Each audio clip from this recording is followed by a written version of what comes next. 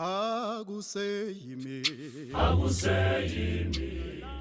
am Thobile Clio Wagamfukeng. I am the production manager at Mzayoni Productions. And then Likazayoni, I am a chorister. I sing a soprano, a alto. Welcome to another exciting episode of the Uncut with Nastro. And I'm glad Sambile for over 6 months. But because of it, man is still on us in the show. We're going to see them on a back and Sambile Safige. Satula was this way too. Uthobile Clio Wagamfukeng. My sister Gunjani. Very good. And of course, I'm with my brother, my co-hoster, Innocent. Welcome to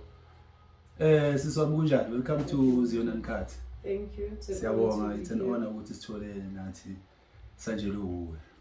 Siyabonga kakhulu. Sisicliyo still chile man, still chile. Uyibeka kabi, yazi ngisathi ngizokulungisa, uyibeka kabi. I still chile. Busy. You can't be busy for us. I've been busy, but ngisenzile isikhathi sengikhona.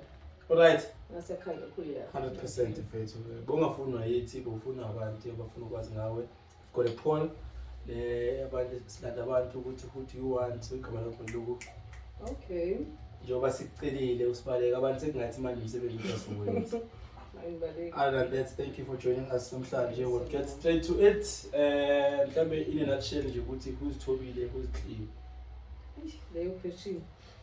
So Clio is a born and bred lady from Zola, Soweto, Gauteng, Budababa ngayazi. I'm a Zioni. Clio my profile amaningi.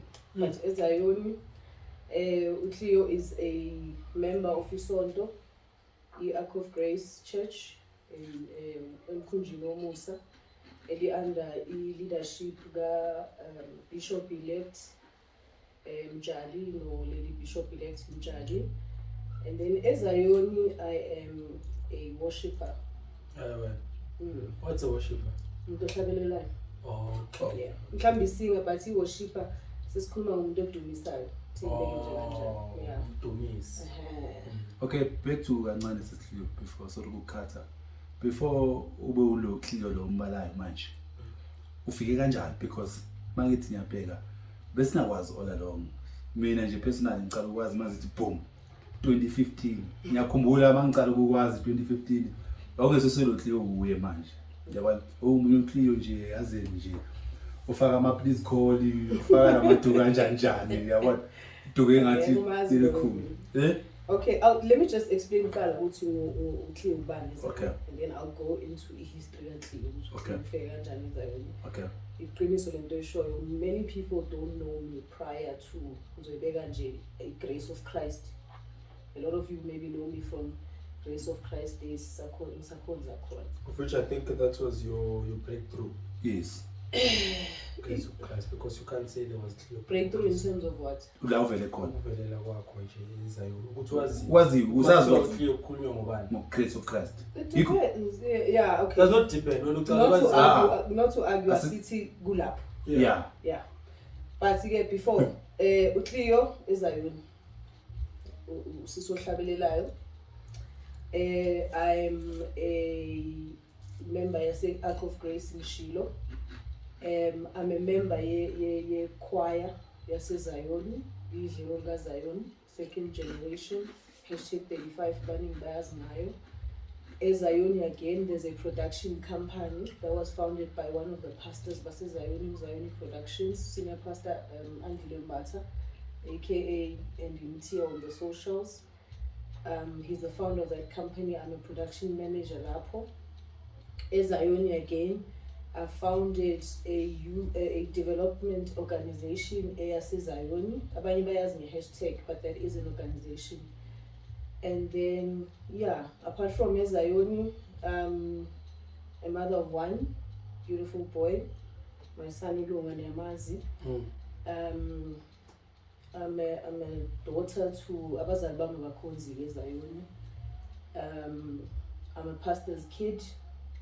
Ekhaya kwakunesonto bathi ngikhulile weseni. Ngizongena ke ku question lamfeka ukuthi who was I before Grace of Christ. Yeah.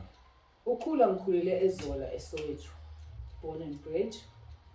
And then khula ngokobusonto ngikhulele weSeli. My grandfather was a founder and a reverend. Angazi ukuba sesekhona bo-reverend, but back then ama-bishop abanye bawa-refer as to ama-reverend abaholi bamasonto. My grandfather was a reverend webandla laseWeseli. We grew up there, and then towards my 8, 9, he passed away. Like with my grandmother. And then like other churches, maybe la ukuthi founder mangasekho vele nesonto liyaphela. Yeah, so that's what happened. My grandmother apparently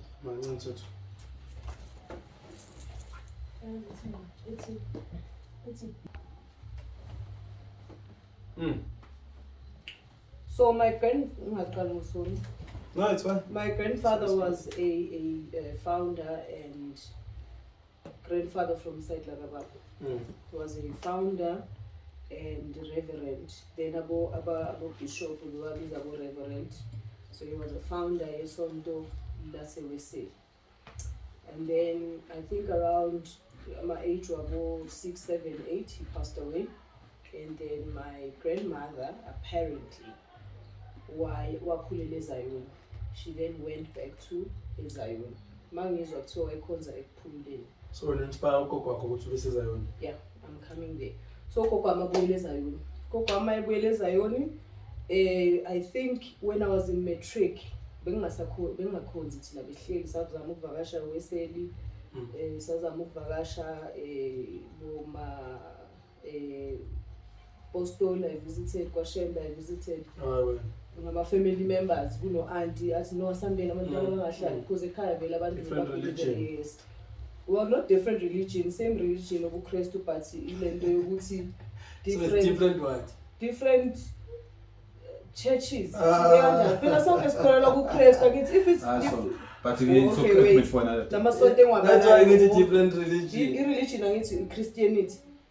Yeah. So abantu basepostoli, they're Christians, right? Ngiyazi lonto leyo. Yes, but ngiyakutshela ke. It's fine, let's continue. Yes, now you know. When uvakashela abantu So mina ngivakashele Ezingafani sekutshela. Okay guys, nizobalungisa kuma comments. Yes. But in any case, different churches. Yes. I went to visit and then it didn't work out. And then sahlala kancane. When I was in matric, this was in 2006.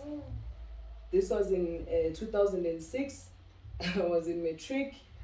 Ngaqala ngavakasha eZioni. Kunesonto Wona shothi uyafika eZioni. 2006. Yes. Uthi 2006. 6. Okay. Kana vakasha eZioni. Yeah. Umuntu musha lo. So kakhulu. Uprayipili nje lapho kufika kubala ukhona ukuthi 2006. Nami sengikude ngeZioni. So 2006. Nastro. Nina phela nikhulele khona. So 2006. Yeah. I'm in matric. Endlini I stay with my grandmother and my younger sister uZipho. Ugogo amkhonza ibandla lakhona lisesinawane Soweto, but idwala isonto lakudala in the 1960s bekekhonza lapho abaningi bayalazi mfeka mhlambe yalazi. Ugogo wena ngeke uzulazi. So ngavuma la idwala uyaze lapho idwala. Uyawazi ama-30 Amasonto akudala idwala. Yeah, but uyalazi. Why ufuna ukulazi ngoba wena ulazi? Anyway, yeah. So okay, ugogo wami ukhonze edwaleni. Towards the end of 2006. And then I stay with my grandmother and my sister endlini. Ngifuna ukuchaza ukuthi ngingene kanjani eZioni because banayo lento ukuthi nama newbies bathi singene ngokugula. Ngingaguli.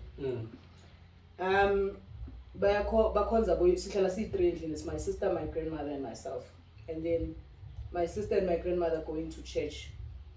Mabebuya on the Sunday banomxoxo omningi about church. Edwaleni bekwenzakala ukuthi.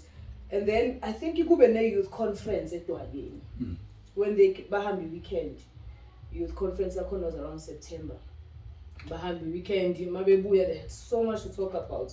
At some point sengifika left out now. Ibe khona nje into ethi awusonto ngaleso sikhathi. I'm cold, I'm sonto. Ngihleli. Ibe khona lento ethi no, go to church with them. This was around September 2006. I then went to church. ugogo wami ke wangithusa i-staff dress. First staff dress I had sasimhlophe sine-binding ye-bottle cream sasedwaleni. I went to church. First Sunday I got there. Ngifika vele kukhonziwe. Phambili.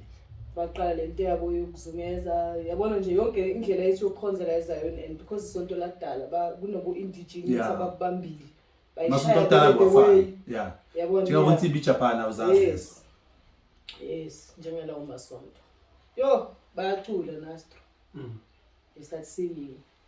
Bayarizungeza. Angazi kwenzakalani. Nama athi khona ngalesikhathi angazi ngikuphi. Abantu abadala siyacela uloya, ayilo wethu ulo vele wakudala. Yeah. Bawucula bengekho lento ukuthi ucula i-first part eyi-1. No. Zithi nje zonke. Mari khona lezwakala kunawo. Yeah. Khona nalo umkhulu oyidonsayo yabo bekisonto labantu bakudala nebekisonto elikhulu. Bayacula, I'm there. I don't know what they are saying. I don't know what they are doing. Nobody prepared me. Phela bebexoxa endlini kumnandi conference ubani uthe ubani wenzani. Ngaqoba nami naye.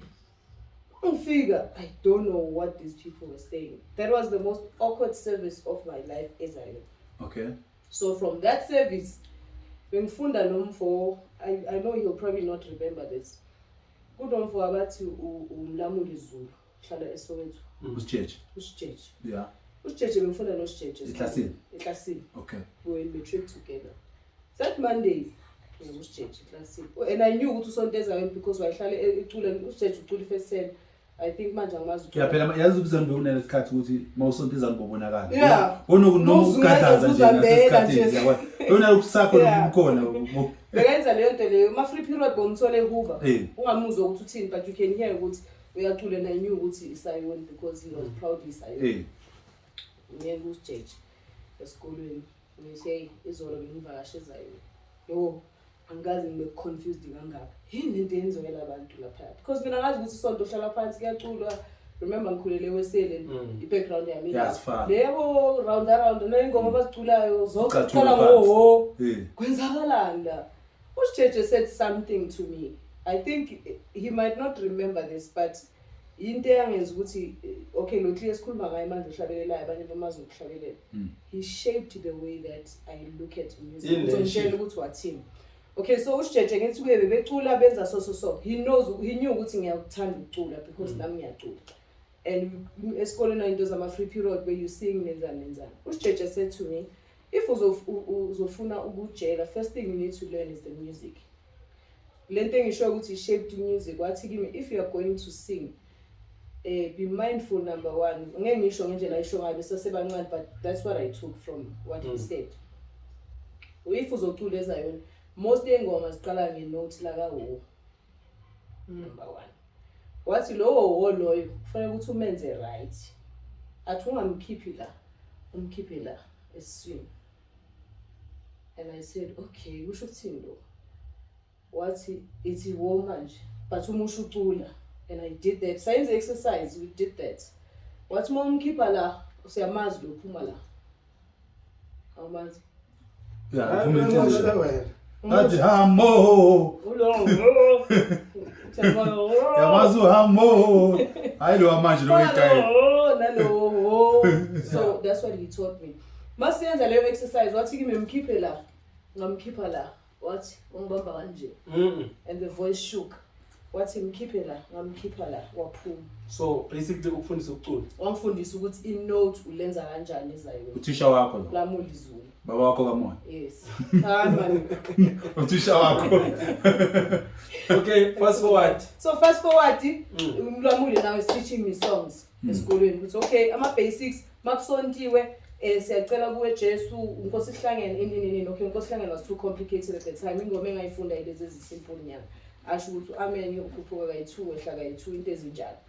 Remember we in September kuzophela umatrix yahlukana ngesahlukana kanjalo. And then ngaqhubeka ngakhonza. Isiguqo sami wathi into ezokusiza ukuhamba iguqo so that uzojwayela. Isiguqo sami sokuqala was in 2007 ngihamba noDombolo, the deceased Dombolo. uDombolo ukushona wayethunga. lo wasesleep park. That guy wangithunga ijazi lami lokuqala. Yeah, what's his name? Pub. Yeah, mas. Dombolo, I was into Nyambon Blank.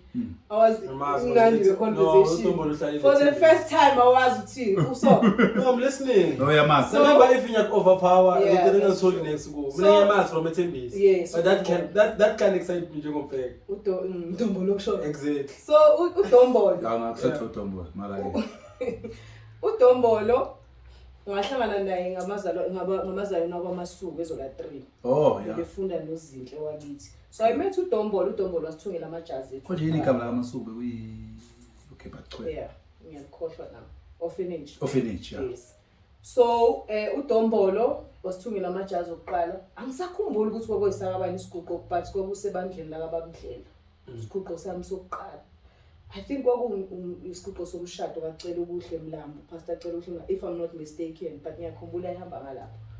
And then ngaye kuleso siguqo leso I think kwakucula usisiphindi Nkosi kuleso siguqo. Yeah.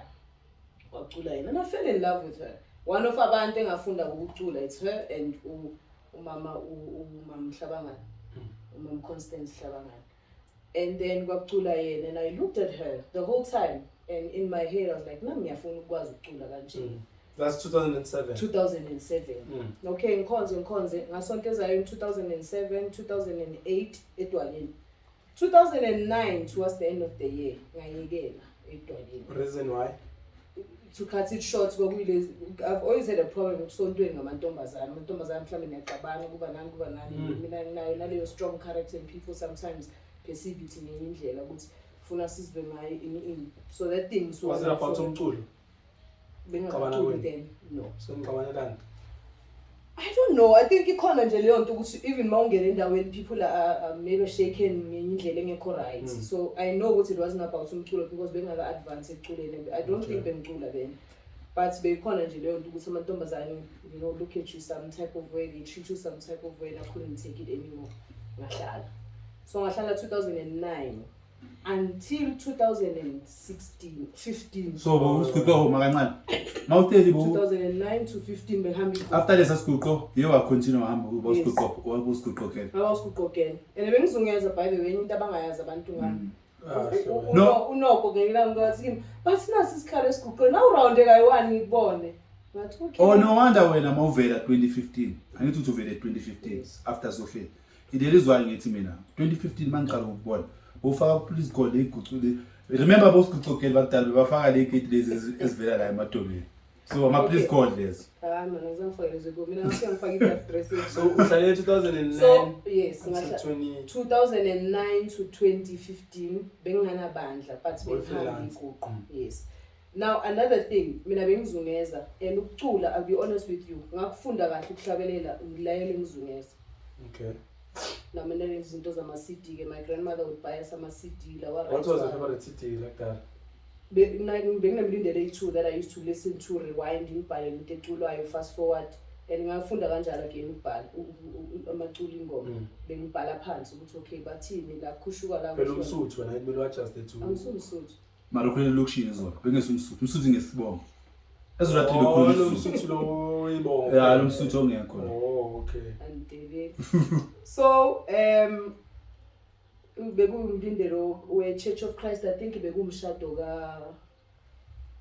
was it umshado ka Bishop Nyambose between leyo mlindelo leyo yeah but lo mlindelo bowuthola kuma CD lawo bawathengisana yes so lawo ma CD lawo imilindelo le right wayo so I would listen to those and then I'll tell you the truth the one person I used to listen to kakhulu was Charles Nkosi. Okay.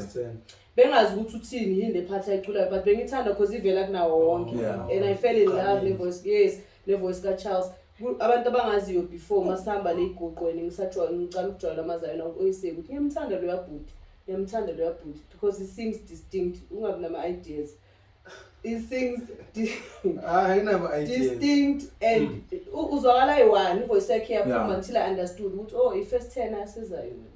All right, now let's go straight to your breakthrough. Mawuqala uvela njengoba usho ukuthi it was 2015. What happened? Ubani uconvincile ukuthi mhlawumbe uthola isonto and then how was it uqala manje uhlangane nelezayo uhlangane nazo? 2014 bengisebenzela some company umsebenzi uyaphela and my grandmother lo besikhuluma ngaye wasifundisa into usonto nani passed away in 2013 elokhu ekhala ngokuthi kumele usonto ufuna ukubuyisela esontweni labo but I couldn't go back. I said okay, if we are feel ukuthi maybe ubuyele uthola isonto. So she dies in 2014 umsebenzi uyaphela. The first thing that comes to my mind is I need to find isonto yabo. Lento yokuhlala le I think ezinye izinto because ngiyakholelwa kakhulu in being umuntu okhonzayo nohlanganyelayo nani singabalo okuningi but umuntu nje spiritual into eningi I rely on. So ngithi ngifuna isonto at the time, believe it or not, ngangijwayelane nabo bhuti abaningi base Church of Christ because sonke sihlale Soweto and bengabazeli ebusontweni shoti. That's 20 ubhuti. Well, yeah, ngeke ngisumfana. Qhubeka ya ubhuti. Yeah, ubhuti. Abo shoti, abo bubu, usisolvu. Ubajwayelana kakhulu. Phela mina ngithi even uslap, people don't know this but abo slap ngabajwayela because uslap bekahlala babuma 2 minutes away from ekhaya eZola la wayephashe khona. So ngabajwayela outside church ngakasonto. Ngabajwayela ngaye usijeje. Bengabangani bakaSjeje. So bengumngani kaSjeje from school. So ngabajwayela ngaye boshota bobani. And I'll speak to uSolvulu ububu. I would say yazi ngifuna isonto. Athi nawo amasonto akhona la eSoweto. Awabali Faith at the time, Church of Christ, beqeda ukuqala bekhona Grace of Christ lapho awabala. The first church I visited was ngingavakasha Church of Christ by the way. I think it was Good Friday 2015 if I'm not wrong, or 14. And then I went to visit Faith. Ngasonta kancane Faith. Ngingavakasha Antioch. For a long time ngivakasha Antioch. Bebekhonzele girls high lapho eSoweto. And eZola. And then I went to Grace of Christ. I'll be honest. Isonto criteria yami yokufuna isonto kakhulu. Besides ukuthi kube isonto spiritual njani because ngeke ngibone ngaphandle. Ngizozibona sengiphakathi ukuthi ngiyafit. Kwakukuthi angifuni isonto enamantombazana amaningi. Remember my experience eDwaleni. Ngafika eGrace of Christ mhlambe by 8 or babengaki eGrace eSoweto branch. Kwakuwa abazalwane bakahlabangani, Lady Bishop and Mama Bishop. Abazalwane bakwamthetho abadala. I think it was abo Mavuso nomama Mbatha Godi, junior priest Godi. Angisakhumbuli nabo bani but abafana kwakwabo bafana Musa Thelezi bafana Sithole and then amantombazane bekuntokozo Hlabangani, she was still young. Kwakuxolisile umshana ka senior ka bishop elect. I think it was uKhanyisile as well no Jabulile Dlamini. Ngikhumbula Jabulile Dlamini. Phela. So achazwe lokho. Ngafika lapho and I said this is my church.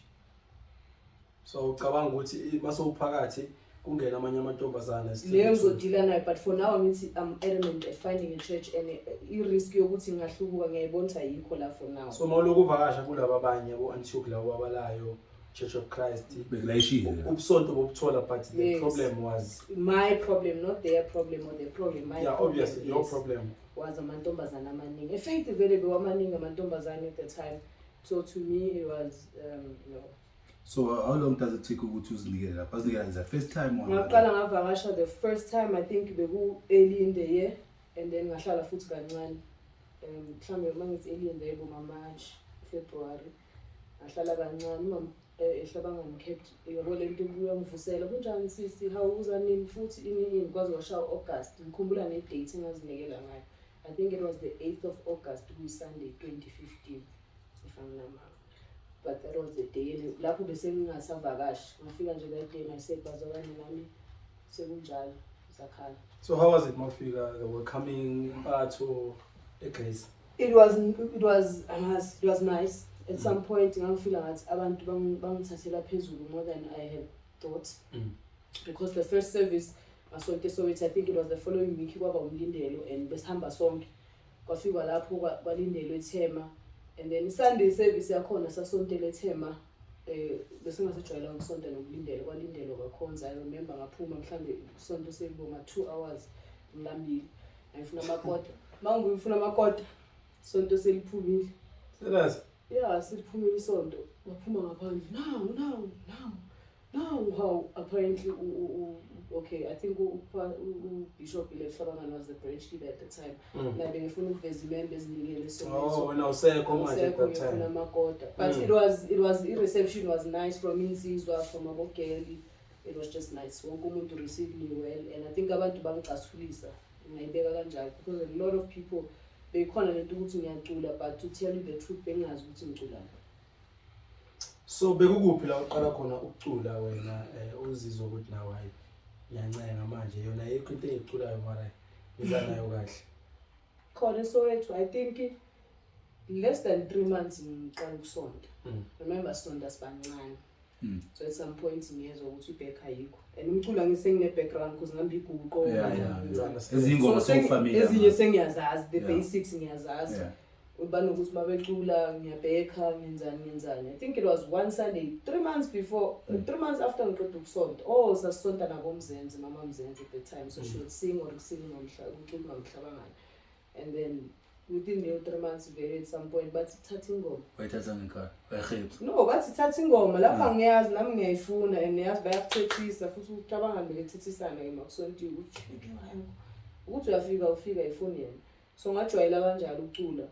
And then I think the first time bengiculisa emlindelweni was a year later. Oh, trialile mos. Amakhona besosha. But ngayithatha njengokutriala mina kimi it was still natural ukuthi angazi. But ebranchini now you've got this woman omthandayo omamelayo of which uLady Bishop Hlabangani. So the first time mawuqala ukubathi cula and ukhona yena lana. And uye othi cula. I'll tell you something abantu abangayazi. Uma Mhlabangani wangicathulisa serious emculweni. What she would do bekhonzwa Sunday athi cula. Mina benginobuyisa amanye amakhona wasedwaleni. Angekho. La wavela sheshajike enajika budlapha. Yeah. So Monday Mhlabangani bengena voice note athi sis asilungise lana and she would sing. Yeah. Efonini and she would sing. So a lot of amakhona wami, I'll tell you the truth. Ngathi kuye we used to laugh about this thing. It's kuye ngisekhona college sekumele ungitshele if ngiyafika ku graduation or ngiyabo she will know this. So wangicathulisa kakhulu. So nokuye emlindelweni I think bekane confidence imbeka ngakabi nayo but bese kezwile yena ukuthi no ngathi seka right. So how was it njengoba uthi a year later wacula emlindelweni so ujwayele nema branch amanye sontweni? Bese ngibajwayele ke ama branch luckily. Now so usatha njengomhlabeleli manje. Angakafiki lapho ngiyabheka. No, I mean a year later. A year later ngiyabheka umawe emayengeni simbiza ngomawe ngithi uLady Bishop Hlabangani so ngizolokhu refer to her umawe. Umawe emayengeni emlindelweni ngiyabheka. Makucula Sunday ngiyabheka. Makuhlangene vele ngiyabheka but okunye ngiyabamba. So lo bekambhekela before mhlamba amanye amantombazana from other branches ababi nale kwandile ukuthi lona sekuye manje lokuyabheka. Yeah, sometimes we are khona ngeke ngifilter phela. Ikhona leyo siyayazi sonke. Umuntu omusha kamukeleki kahle and at some point ziba khona lezi zinto zokuthi amantombazana afuna ukufikisa. Yeah, bafikisile grace. Kakhulu. Oh wena bakenzeni? Yini into eyi-1? But bo safe because of bongene. Obvious. And I'll tell you, we had a way you protect. Submarine protect. Bega bana into ukuthi yeah, like it's up your game. Yekudlala. So laba mangabe awukho bazobe bengifikisa ngingachwetshwa emlindelweni mina ngicula. But ngaphenduka nengoma yaphazamiseka ngabheka emuva wathi awuzwakala. Kusho bani? Yeah, it's Uncut. Yeah. No, okay ngeke ngimusho. Yeah. It's Uncut. Ngeke ngimusho. But ke kwakuyilezo zinto lezo zokufikisana Nastro. Unini into njengokunjalo, unefiltera, uthe ufiltera mara No, angeke ngifilter ukuthi beyenzeka but remember again nesesihlukene manje igrace. Mara lo muntu lo uzoqhwaba yena maybe manje. Nawe manje yenzile. Mhlambe wena soqhwaba yena ukuthi akazwakali. Leyo ukuthi nawe umuntu umphuca. No. Okay, umphuca is something else. I'm talking about simile sibiziwe esidlangalaleni, sisemlindelweni sesibiziwe amehlo nawo athe you are singing and then somebody goes ingoma iphazamiseke wonke umuntu abheke lapho bese kuthiwa awuzwakali. I'm talking about that. So waphatheka kabi? when it happened at the time lapha emlindweni, to me, remember mina ngizazi deyitayela kuneyitayela again sisizovuma khona iyitayela ezikhona ezi-culture yasezayoni mawungazazi vele they'll go over your head. Fana nomuntu azathi ngikuzwile yazi uyacula uphethe yona seyifuna nje uyipractice uyijwayele and wena bokuthi uyashaya ezinye insults phakathi that thing njalo is an insult ngiyacula and then somebody comes and says uphethe yona seyifuna nje ukuthi uyijwayele or ube sure ngalento yenzayo wena mawungayazi culture yasezayoni nokhuluma kwasezayoni uzobonga ngiyabonga. So I was like that namangifika or umuntu uthi ucula bizelo seduze kwakho. Yeah, nje lento enokwenziwa bomfeke esikuqweni. Manje kufika kanjani? Ucula bese bathi obuya mkhokheli. Mawungayazi. Mawungayazi or athi I got to my can't. Mara ke awucela ubuza ke Thobile ezabantu abaculayo ne. Mawuyibanana car awuzizwa ukuthi uyibanana car. Do you have to ukuthi sikutshela ukuthi hey man umuntu omosha ingoma nje uyizwa ukuthi na as a person osungayo as let's be honest as a person oculayo wena umuntu njengoba let's say uyahamba esigucela umamela umuntu uyacula ifirst part awuyizwa wena ukuthi awukwazi ukuhlukanisa umuntu ogejayo ukuthi akusiyo le no siyamuzwa umuntu ogejayo so wena mina into engifuna ukuyazi ukuthi wena as a person oculayo awukwazi ukuzizwa na ukuthi mara manje ngibhanana ka honestly speaking I don't think so abantu ufana nomuntu obhimbayo Nastro ungaphiwanga kahle emhlabeni noma ungakwazi ukuyiqondisa ingoma obhimbayo nje sibe esiclinic ukuyalena nje obhimbayo I don't think bayazizwa because abanye babo they do it all the time.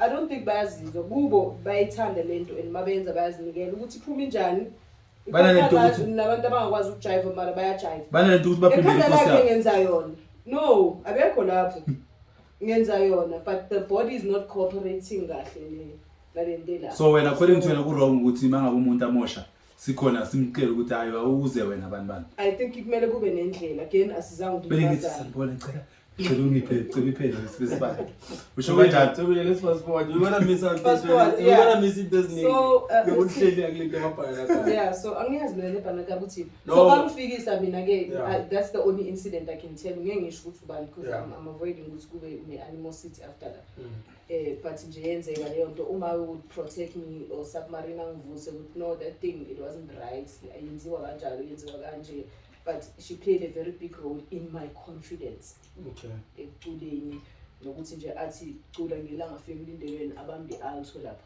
nabanye bomama lapho ifirst part lindiwe mina ngimile lapho phela ngiyabheka wathi hayi cula but ke after nawe so we gain the confidence yes nawe nawe ke wayenza into ebhlungu ukuthi mhlawumbe umuntu umthulise as much as nawe bake bahwatha bathi nawe umuntu wamvala emlonyeni angimvali mina mhlambe ngayihebs no ukamvala mara let's not there so wena mawuhebisa umuntu athi uyacula or uvala umuntu emlonyeni wena ufila kanjani after that ucabanga lo muntu ufila kanjani I don't think you okay I feel right obviously yes so why wena kumele uyenze lento le sometimes you do it because ubhekelela isimo uthi okay la you're protecting the team yeah la siyadliwa la and akusiyiyo sometimes you protect the team sometimes asikho nasemlindelweni mhlambe sikhonzile Sunday ilokho iyale and I'll tell you I've done that maybe 2 or 3 times and leyo nto it wasn't planned kwaba nje into nami ngathi thola sengiyenza kwaba ngathi into equbukayo ithi ngibeke kanjani it wasn't planned ukuthi lo ngizomhetha or ngizomhebs but unokuthi mawuhleli ulalele man uthi hayi akusiyiyo ithi ngisave kanti umuntu uzoyithatha ngendlela so from 2015 maqala uthola isonto engathi liku like let me call it like liku map like lisesidlangalaleni like popular how long did it take you ukuthi uye e studio now that you are this person oculayo okay so I only went to studio in 2021 so ngiqala ukukhonzela oh well yeah my first 2021 is how many years from 6 years from 2015 so 2015 sakhonze a Grace of Christ 2016 ngaqala ucula emlindelweni I think 2017 18 19 20 then got by Ark of Grace 2021 that's when I was up 2020 end of besengicula lapha ekhona okay so tell me before kuyo yonke leminyaka le yabeka abantu abake bak approach ukuthi let's some studio there is Bishop Nyambos was a faith in for which group no group and I'll tell you he used to say to me no group wena ngiyafuna ukucula nawe ngenyanga no ngibuza ukuthi bakubize ngento ekhona but siyalo khona bathi i date Saturday woza siya ube selection no Ngobekile into umlomo nje ukuthi hey mangazi Yeah. masine. Yeah. So And for 6 years no one recognized you. like nobody knew me phela Nastro. No, bese bakwazi remember ukuthi Besowazi. so sontweni popular So uyacula. so uyacula so uhamba umlindele. Yes. Okay, yeah. So which mean bongakavuthwa kahle. Ngiyacabanga ngibeka kanjalo. And so phethe yona and one thing enginotisile mina wonke ama first part especially upgrownywe Lady Bishop elect then ngicula into efanayo. Into efanayo same can mention abononko ubani I-first part wenu ayafana. Yes, angithi manje I'll tell you the truth. Another thing abantu abangayiyazi noma abangayinaki. If you are going to learn how to do something, at some point kumele uqale ngokumimika someone. Yes. Yabo futhi la iculeni kwaseZayoni I always say if uzofuna ukuhlabelela eZayoni ungumhlabeleli. Kufanele ukuthola umuntu number 1 ofuna ukucula njengaye. Yes. Ukope lo muntu loyo. Maso umkope wamaster ukumkopa. Bese It is ufaka then iprice kuzovela uTliyo. Yes. That's true. So I was some abanye abantu I think they don't get to that stage ukuthi acula into eclean kahle because ula noma ucula mhlawumbe sometimes iba clumsy or ayenze awuzuyibambe. So mina kwaba leyo nto leyo ukuthi I had her remember ngikhonza na every Sunday so I had to mimic her. I mimicked her until senginaleyo confidence yokumkopa. Mangimkopa ngimusha njengoba njalo until sengijwayeleke manje senginokuveza idayila zami nami sengiyafuna. So ukuya e-studio which group was that? The first group was Idlelo Likazayoni, second generation. You have approach. Yes. How was it? I was approached by senior pastor Andy Mtia and Lembatha. How was it when you got that call or text? It was kanjani. Sahlangana esiguqweni. Umusa Shenge wayenesiguqo was singing there. He kept looking at me esiguqweni. Looking at me mangicula. And to me it was number 1 benginayo lento ukuthi angifuni ukurecord mina. I'll be blunt and honest. Benginale lento ukuthi abantu abake ba record eZayoni bathule nje fame and nothing else. Ba broke. So when I thought it's about money. So to me, no, besides I thought mina sibe kanjalo. Sithi to me. Yeah, when you say ba broke, I mean mina ngumuntu ongafuni ukwenza into engana fruits. Benefits is something but ayinama fruits. I'm going to consume my time in this thing and then kusasa ngihlangana nezinto lento yabonakala ukuthi ayizange ngisize ngalutho. That's how I've always been. I probably am still like that ukuthi ngifuna ukwazi ukuthi why am I doing this. So benginayo lento leyo ukuthi into zokurecorda is not for me and my church had recorded at the time Grace of Christ. Remember? Did you go? I didn't go. Why? I was in Bloom. I was staying in Bloom. But I'll be honest, being a into any Push yeah, it was okay, it's a recorder. I think it's just a fun activity to record. To me, it was like that. He keeps looking at me. Maphuma school inbox ama number wakho. Ngithi wow. Wow. Inbox ama number. Okay, he kept looking at me at some point. I thought kwenzakalani. And then wa follow up ku inbox until I sent my number. But you know what? Let me send my number. Yeah. Sisi ngicela WhatsApp, sisi ngicela ungithumela ama number akho. He did that. Kwathatha isikhathi before I agreed to meet with him because the first time he said to me, "Cela usihlangane kune project afuna ukukhuluma nami ngayo." Ngathi plus uyarecordisa kuyaziwa ngithi. I was like, "Okay, nah, I'm not comfortable nokuhlangana nawe eZayoni." Yabo leyo nto le ikhona lento eZayoni ukuthi mangabonakala nje nawe isihlangane somewhere and people conclude. So I had that thing with no angifuni indaba in my name. Walandelela until I said, "Okay, asihleli business meeting."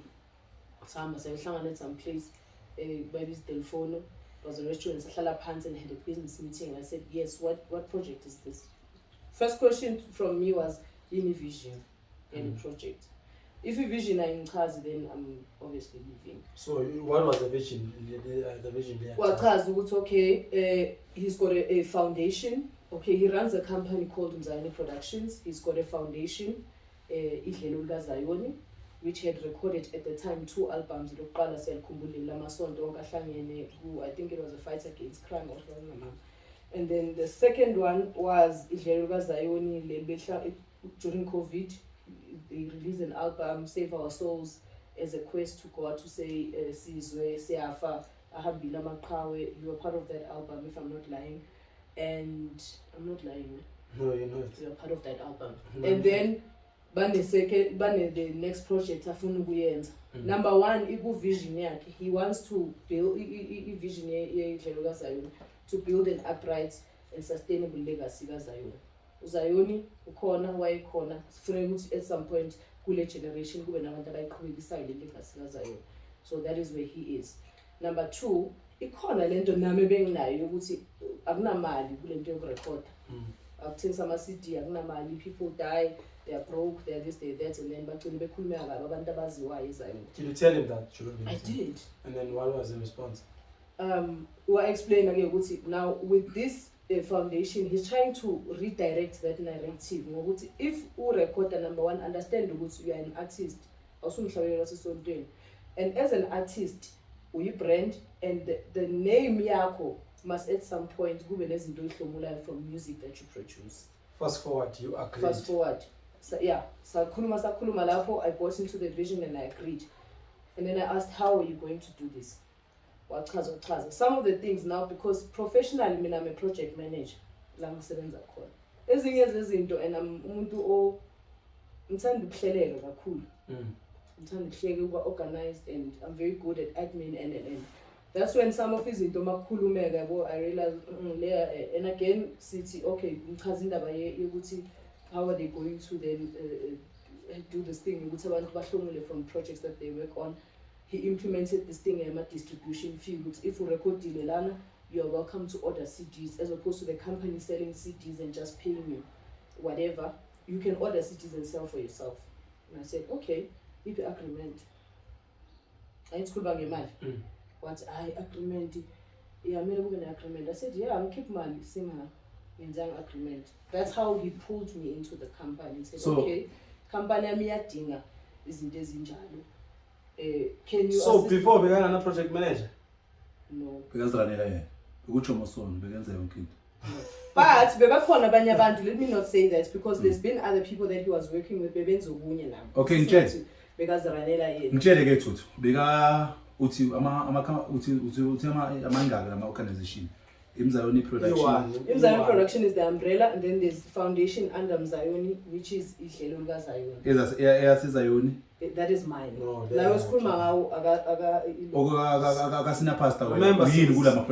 yes. So mina I'm a production manager in Mzayoni Productions. Okay. Then Idlelo Zayoni, I'm a chorister as well as the production manager Idlelo Zayoni. Okay. Does it make sense? So okay, Mamela, yeah, I understand. Kanjani? The company one. Under the company foundation. Yes. No. Gune company Mzayoni Production. There's an umbrella, then there's foundation. Okay, gune company Imfega Trading. And then gune a foundation under that. Yeah. Foundation okay, under a company. So it's not a registered entity, it's registered under Mzayoni, the foundation. Oh, okay. So the foundation in our projects. Under yes, la it was the project Yamasonto, I forgot the babies. The one was for gender-based violence. Yes. That was the first one. The second one was Save Our Souls during COVID. Yes, and then which the third was the hashtag 35. Now we're on the 4th project. Before we go to the 4th project, how did you become a leader when Mzayoni Production ufika? Because yes. But how did it happen when ufika ube project manager Mzayoni Production? Manager food. Okay, number 1, remember he approached me to be a chorister initially. Yes. So that's a still pants. Ngoba nezinto ezikhulumekayo and example yokuqala le ukuthi if contract, if you're going to talk about me keeping money and giving you money to order nani and I'm joining this project and you are a company, if contract as keep money phela kunana lutho esibona phansi elibhaliwe yalento esishoyo. And then it was okay, I'm missing that aspect. Nokunye kokuningi sathi masilokhu sikhuluma ngithi no but naleya yabona. And then he then said okay, can you assist us with this?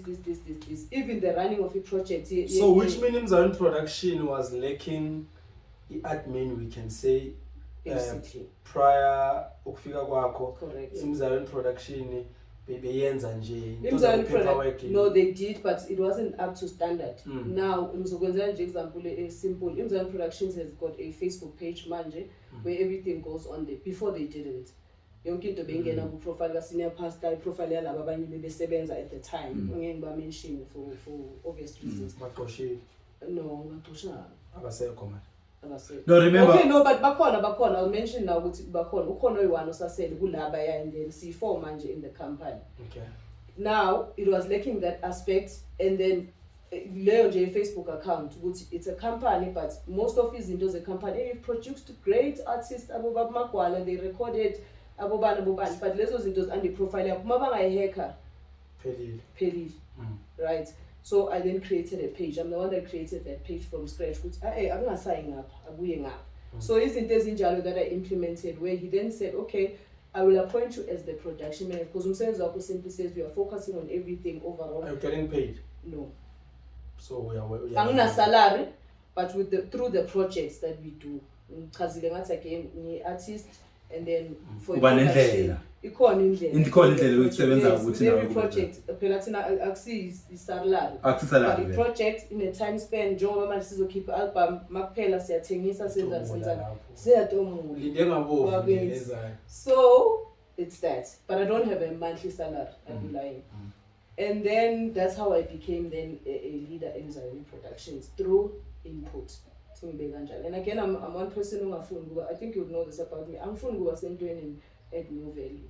And if there is no value to be added, then I'm comfortable sitting now there. On your first album, Idlelo, Likazayoni, ngiyakuzwa uthi uyi-manager futhi kudlelo Likazayoni. So are you also one of abantu abakhetha ingoma? Are you also one of abantu abathethisanayo mawuba umuntu uyaphimba Mara, okay, I'm a chorister, number 1. Okay, kudlelo Likazayoni. Something I want to mention. If project Idlelo Likazayoni #35. That project, vision yayo, number 1 was the whole sustaining legacy. But number 2, the question about women in leadership. The album here, I would say, the narrative behind that album was zonke ngoma ezibhaliwe composed songs, not the composed songs were composed by women. Serious? Yes. Akusey Mophilai was composed by, believe it or not, Uswazi Nkosi was a Christian. No, I won't. Akusey Mophilai. That song was Uswazi that composed that song. Yes. Ududuzile Mkwena from Pretoria, she composed the song in that album. Also, she directed music. Ududulo zoti Jobushutu. Bass, they don't know. Right. She's very gifted there. No man. She's very gifted. Obiyo no chorus. Chorus. Uzonjela ubani othethana ebiyonini. Okay, I'll tell you the truth. Nama diesel generator bobongana bakwazi ukuthi akusiyo nayo. When from UK. Bongani eThabethe. Oh yeah. Humble soul. Bese sinabo nje bakhona baningi. And then kuleyo album sasithabelela nabo Colin Zungu nabo sasibani baningi nje kuleyo album, but everyone had an input ke ebiyonini. But kuma chorus ingoma zasibhalwe abantu besifazana bosibonelo I forgot Ngwane. Angikho Sondabu usibonelo manje. Yes, usibonelo wrote a song. Engiyaxolisa ifkhona engimkhohlwayo, but those are the women that wrote songs. And again, apart from writing songs, yibo bebesiculisa ukuthi okay na ingoma yami ngibhalile eculeni, if lungisani la, if kubhedela. So no, continue. Even with this current album, Duduzile didn't sing, Duduzile Mkwena. We'll still talk about the current album. Yeah, let's finish. But women in leadership, bengiphendula lokho ukuthi Idlelo Likazayoni, especially #35, we're trying to say that. And again, we're trying to say, I'll compliment the team yabo bhuti esisebenze nayo Idlelo Likazayoni. Abobonga Nthabethe, yabo Nathi Nyemba, abo Xolani Malinga, the likes of everyone that we work with. I've never seen a humble group of men that are able to listen to a woman, tell them what to do. Athi noma sekenzile mangayenzela bamtshele futhi ukuthi ayikho njalo yenze. So sitshele ke Thobile, kuleyo same album, I remember, if I'm not mistaken, there was a comment yavela ku Facebook ukuthi ikhwaya umjolo, why basho kanjalo and lento mayifika kini imphathi kanjani. Yeah. Why basho kanjalo? Because I believe ukuthi there's no smoke without fire. Sometimes they, I know ingabaswanga. Likazayoni. Yeah. Likazayoni, there's a smoke without fire, there's a rat without cheese.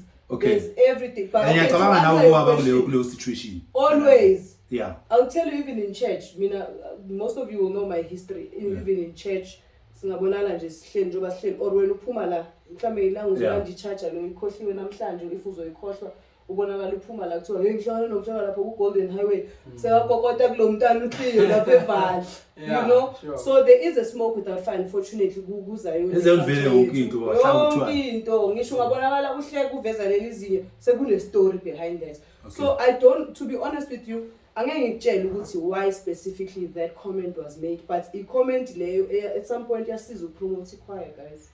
So uma ifika before ni promote ichoir ngayo mayifika to your ears nifila kanjani nina? Number 1 nafila kanjani ayi phela lento leyingandent image yechoir thingibekele mina yeah I understood the nature of indawo esikuyo okay so those things don't hurt me okay number 1 Yeah. mina ukuthi okay ngiyazi abantu engidila nabo kanjani yeah ingajika manje and ibe khona iphile and Yeah. ayiphiliswa abantu bangaphandle iphiliswa yibo because ifika koyi1 ayidlulisa gcine seyikwaba yi10 ngehour so I understood ukuthi okay ikhona ke lento abakhulumela phezulu kwayo but izovela in any case it's not going to hurt me ngiyabazi and khumbula mina ngine history vele yokusolwa kakhulu yeah so it was wasolwa before even in church the grace of Christ ngeke ngahlala meeting isonto laphuma 7:30 hayi wena ebusuku usolwa ngobani hayi nawe so you can't agree to come with Uncut bese mangibuza no I can't okay no protect amagama abanye abantu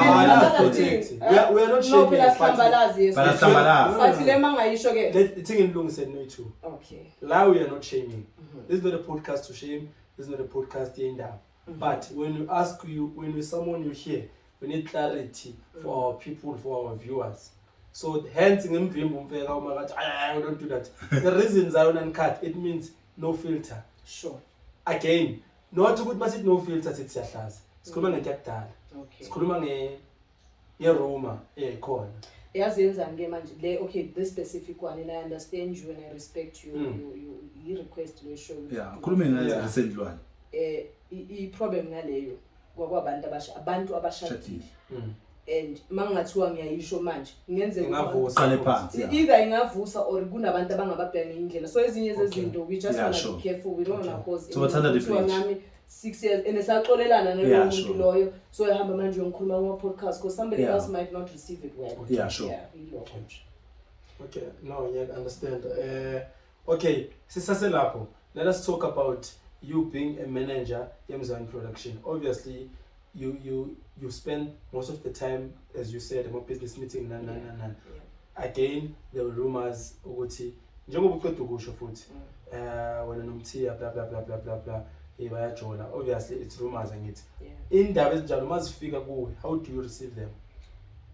It's the same as me saying understand ukudila nabantu abanjani and it didn't surprise me nokuthi why becabanga kanjalo because we were always together sisebenza sonke siyahamba sema meeting besides ama meeting I'll tell you ma approach ama choristers for Idlelo Likazayoni #35 mina nomthiya we went to abothobile mdakani we went to their houses uxolela malinga sehlangana nabo everyone besiyahlala phansi sichaza vision Colin Zungu we drove all the way to Straight sahlala nabo phansi bazalana kune project nje we are planning on doing this so those days wonke umuntu everywhere they would see me nomthiya. Were you in a relationship at that time? I am in a relationship. I was at the time, yeah. Yes, no, specifically at that time. Were you my car wenza lento then your partner ziyafika kuye noma akekho kusekelethu? No, he's not. So azifiki vele kuye vele. Luckily. No, it's fine. mara obviously yabona kube bekusekelethu ngabe sophelile ngabe relationship iphelile exactly umenda ngasi but sengasho relationship potential abe siphelile bathi ngoba phela la ke bapheka into engekho mfethu engekho bayipheke and masoyibheka kube ngathi khona and amanga ahlaza. Okay, I'll tell you okay, no, it's fine. You'll tell me. I think Likazayoni number 1 you need to grow a very thick skin. Survival. Yes. It's a jungle. It Sonto sihlanganiswe ukhonza nani but it's a jungle out here. They can make or break you. Kunabantu obona ukuthi okay and this is how they can make you. Namhlanje after the podcast bangncome iviki lonke ngitrend bangipost next week if food bang post and negative ngifeel ngisaba sebayimamela ngoku-analyze they can or one at mara limzwile lapha makathi so they can make or break you have to grow a thick skin la mele uzazi ukuthi ubani ngenzani and noba bangathini ngawe but wena uyazazi ukuthi ubani if awuzazi bangakushonsela eZayoni bakushonisele Ungazibulala. mhlawumbe influencer sasa uyi-disgrace ngabo nje alone. And I think Facebook manje i-platform yamaZayoni, it's a playing field yamaZayoni. And how do you feel when about that? The way you say Facebook amaZayoni esebenzisa ngakhona now that you nawe the way uyisebenzisa ngakhona. Okay, I think siyakhula again. Yes. Ngifika ukukhuluma nge-incident day one, I know le yami nawe phela Yeah, kufanele nichazele nanokuthi nani ke no, nakhona. it's not a dialogue umfeka. It's We are here with Thobile. Yeah. Not we are here with Thobile. The question is how do you feel about the way Yes, but- amaZayoni esebenzisa social media Correct. ngakhona?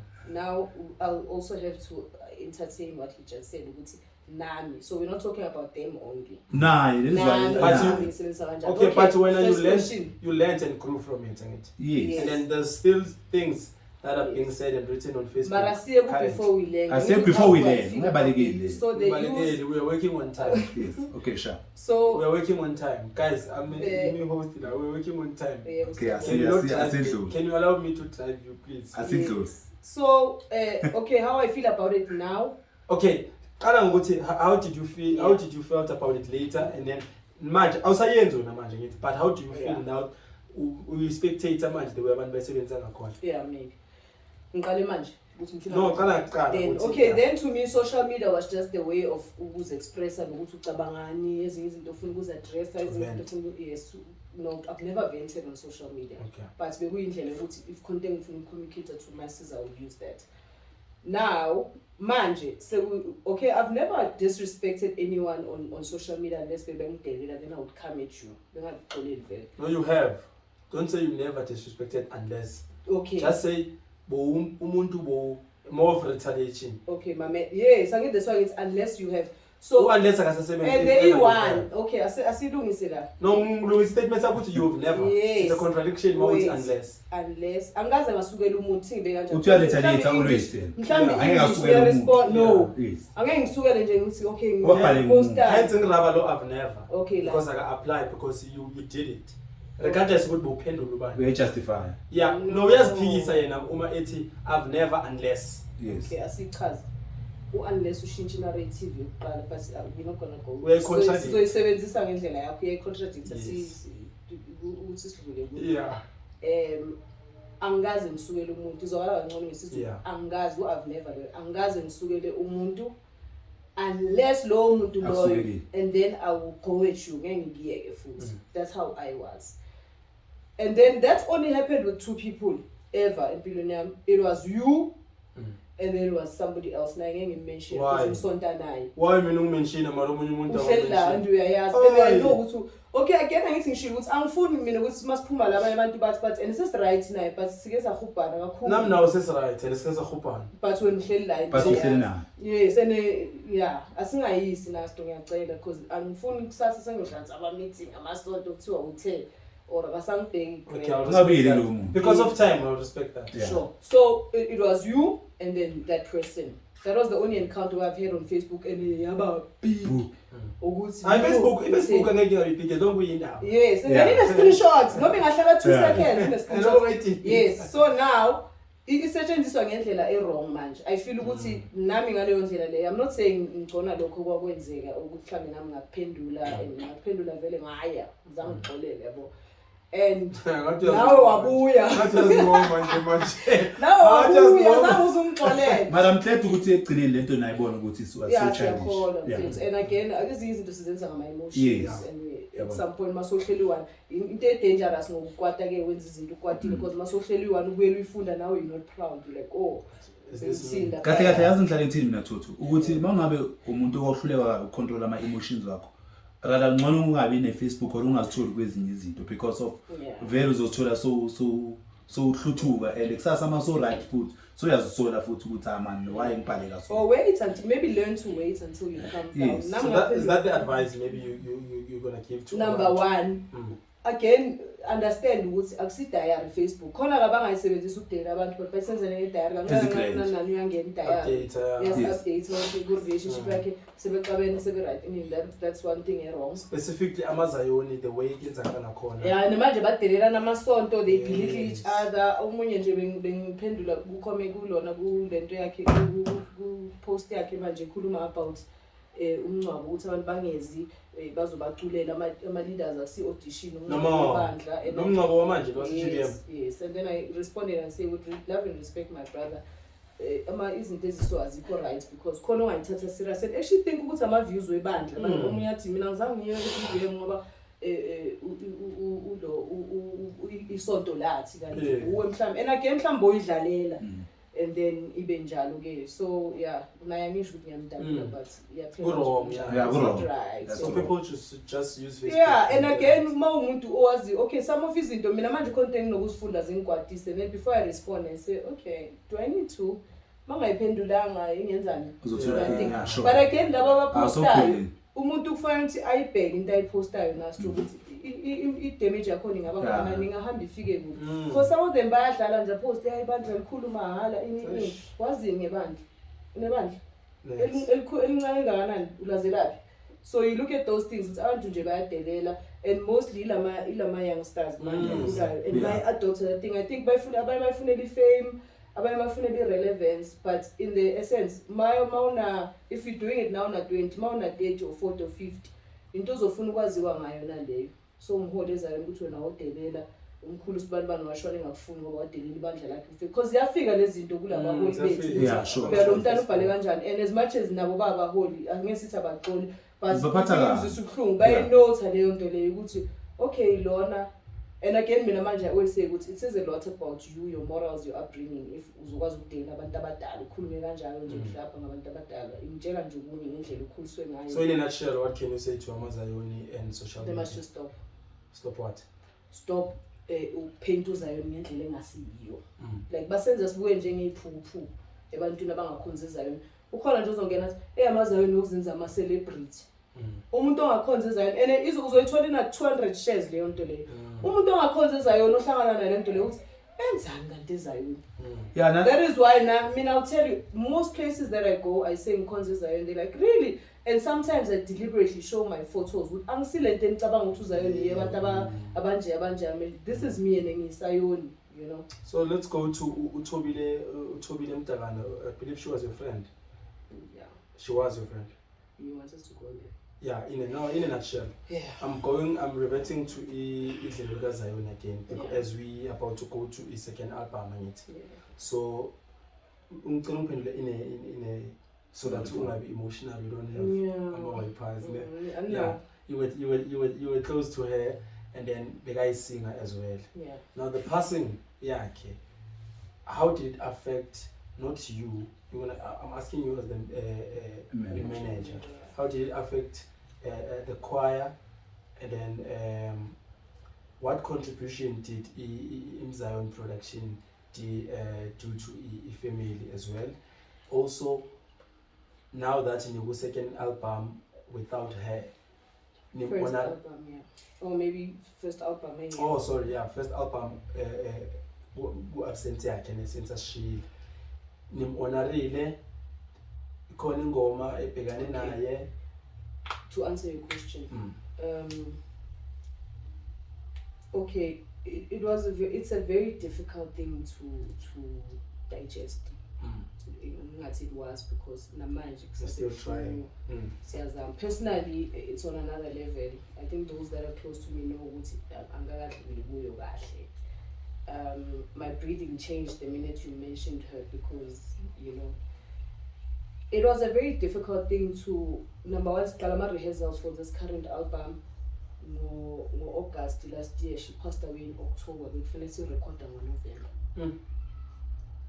Right, so it was a whole what challenge bomb, and then it was inzima nje for thina sonke.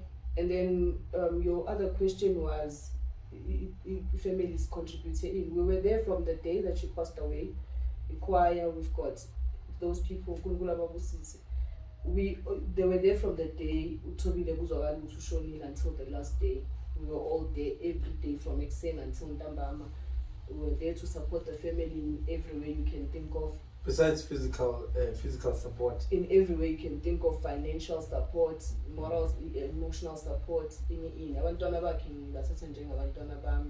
Her mother warmed up to me and she receives me as her daughter. like every way of support you can think of to ensure that again she has a proper send off. And then Sahamba is a studio to answer your question. Did you dedicate anything to her? The album that we're recording now, number 1, is called Generation to Generation.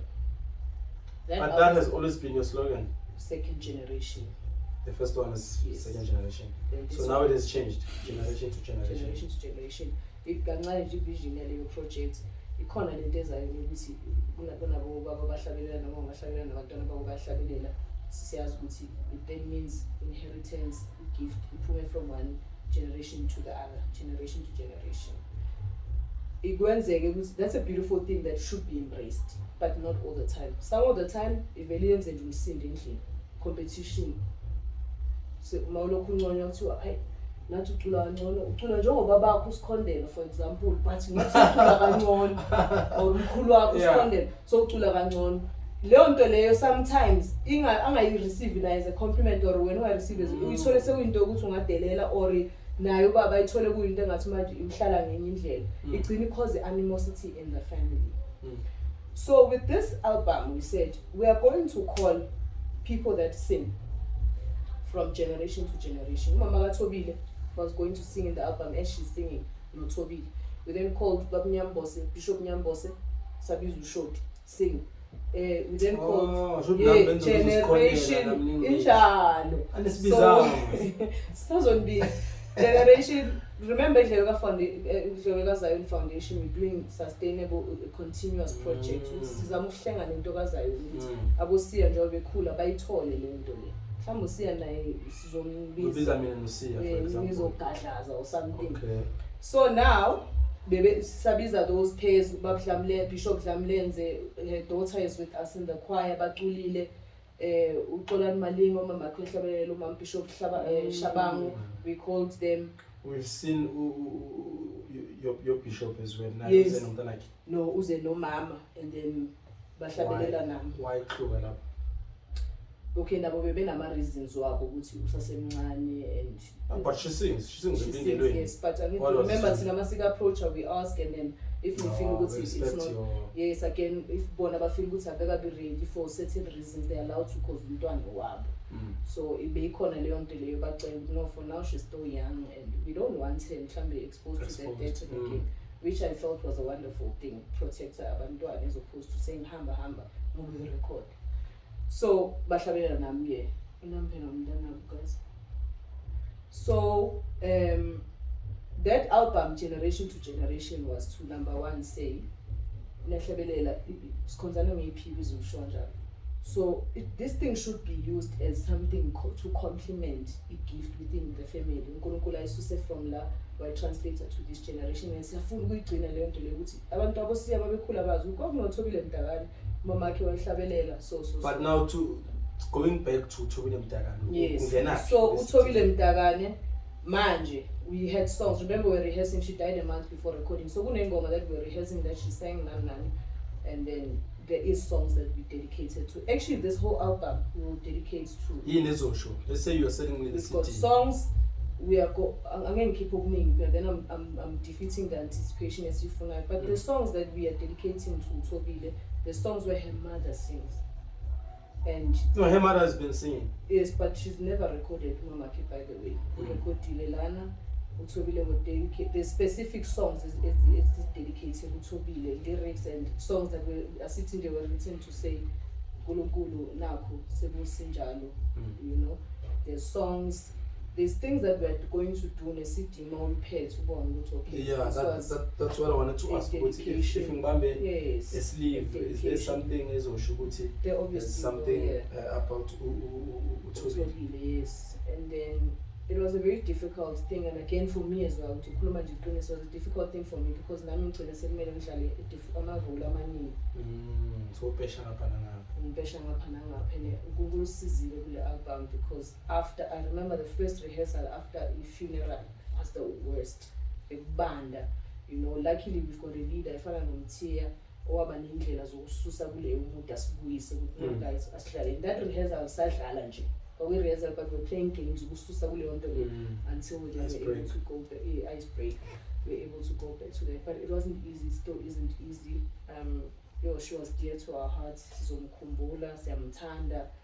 And she was gold, Thobile. She was gold. Thobile was somebody loyal. Makathi ungenile la and uzomthola. Istonje yazi makuthi umuntu istonje member. Manithi siyale uyalapha ne kunento abayisho ku funeral yakhe ukuthi bekasihloniphana abaholi. She never challenged or questioned anything. Like, I understand that into leadership ukuthi umholi mayithe uyalapha, and that's something I took from her as well now. So it's chill. So kancane ukukhatha. Yeah. There's things uzenzayo wena, personal business or whatsoever. Yeah. Besides Mzayoni production, angithi. Yes. Now as Thobile, like ukuba a woman in leadership, those things. What exactly Thobile wenza? And Thobile, how do you balance in terms of relationship zonke lezi zinto, because I feel like there's too much in everything la kubalance kanjani zonke lezo zinto lezi. I think you find a way. Okay, ngiyasebenza njengoba usho besides Mzayoni production, ngiyasebenza entrepreneurial business, ngithenga ngama-iron. There's a lot that I do, but I think you find a way. Where there's a will, there's a way, because again ngithanda imali. So I find a way to juggle izinto. So una potential Yento.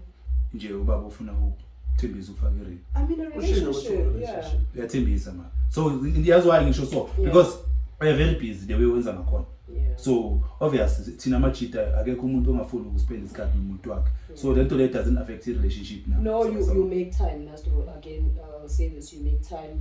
Ilanga iviki namalanga i7. Now you are 7, by the way. So akusimi kuphela ukusebenza. So no, we are sebenza, he travels. So we make time. Okay. Ukhona umuntu, guys, I'm in a relationship with someone for almost 3 years. Wow. Ageke Zioni. There's a reason why abantu abamazi, and I'm not hiding. I've never kept it a secret with my Jola. It's just private. Yeah, I hope when my mother sees this, I start to ngiyajola. Nabafundisi bami ngiyajola, and I've never been umuntu othanda into zami zibe out. I won't keep my relationship a secret with ningazi ukhona umuntu, but I'll keep it private. Yes. So it's private. Ukhona umuntu okhona empilweni yami. Nice. Okay. Before ungikhathile ne. Sesivala kulelo na ye second into. When can we, because I think Dana and Zioni's recording. We recorded in December. Exactly, which that's long overdue. So when can you expect? Yeah, it's March. We're heading for March. 3 months. Yeah. You promise. Yeah. So answer your question. When can you expect the release of that album? The album will come out before Easter. Either a week before Easter or a couple of days before Easter. Ngicela abantu balandele the Zioni Productions page. Every announcement will be made there. Maybe through our socials as well. Some choristers, sinabantu esinabe company, Bishop Shabalala. We've got Mzayoni Kosana. He's also on social media. And then those are distributors. Okay, Mzayoni Kosana is our marketing manager. We handle izinto zama poster. And then there's Bishop Shabalala, Uma Finances, Imali. And then there's a senior pastor who's our music director / CEO / founder, and then there's me. So now to my social media pages, which we'll announce. We'll also announce on TikTok. We've got a TikTok account, Zioni Productions. We've also got a Facebook account. That's where most of our things go. But abantu abalindele before before end of March we'll make the announcement. But this deal is open before the Easter date. It's the 7th of April, I think. Good Friday. Before Good Friday is open. From Otremiana is open. When? Very soon. No. Very soon. I think Gulama Vigila. We are just finalizing izinto. But you're at your final stages. Yes, definitely, because everything is ready. Manje, we've recorded, we've done this, we've done that, and then and what's your expectations? And they categorize us Mzayoni 1 and Zioni 2. So in terms of Gulama province in South Africa, in terms of his support, what are your expectations as a manager in Zioni production? Okay, Joburg and Durban has always been biggest supporters of Zioni, whether Zioni 1, Zioni 2, or whatever. And then tina kuna albums we try and bridge that gap. Ngokuya kwama exist lento kaZioni 1 Zioni 2, but ngosiko laseZioni khona we siyacula chorus, we are also singing uBioni, so we are accommodating everyone. In this album, even having ngoma zakudala that people I know they will love. We've done a lot. We've got about 15 or 16 tracks. Wow. Yes. And there's ngoma zakudala, and remember I said mentioning our lineup, Bishop Nyambose, Bishop Dlamlenze, bonke bacula nabantwana babo, which is something to look forward to. kuney'ngoma esizenzile, we've brought ingoma zakudala engeke nize ngicabanga kunomuntu angayirekhoda on the album, which is something I know people love. So I'm expecting, besides Durban and Joburg, I know we sell also in Mpumalanga. But your Mzayoni uhlala eMpumalanga. Yes, there's so why you not supporting her? Ikona, but I'm saying major support always comes from Durban and Joburg. But we've got Mpumalanga, we've even got Swaziland, we've got. So with this album, I'm expecting, as you asked, during a PM, I'm expecting maximum support, and actually we've kind of strategized in of distribution. In 30 seconds, yeah. In 30 seconds, I just want a clip la khona uzo like more pleading of the support from Zioni Monk. Yeah. 30 seconds, then we'll go back to Mbega Mhlande. You want to add something? Okay, Utliyo Thobile Mfukeng, Zioni Productions, production manager. We are soon going to release an album under a foundation Likazayoni #35. The album is called Generation to Generation. I would like to plead everyone to be in support. Follow our social media pages to know when the album will come out, which will be before my Easter or before the 7th of April. Please do support. We know you're going to love and enjoy the music that we've created this time. In advance, your support is highly appreciated. Sebo. For Mbega, what would you like to add? Ngicela ukubuza into eyi-one Thobile, like as a production manager, uthe manager kithi. Yes. So let's say mina ngine-project engifuna ukuyenza, njengoba manje sine-project, maybe we want your assistance.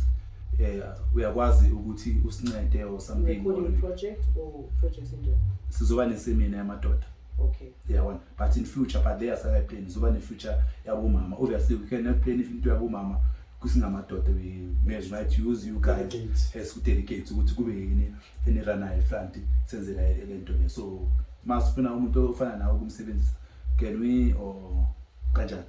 You can. I'm always happy to help. Nastro, you know that. I'm always opinionating at Apart from being a production manager, Mzayoni, I'm a person that loves adding input in anything in a potential of growing something big and in a steam. I'm good at organizing.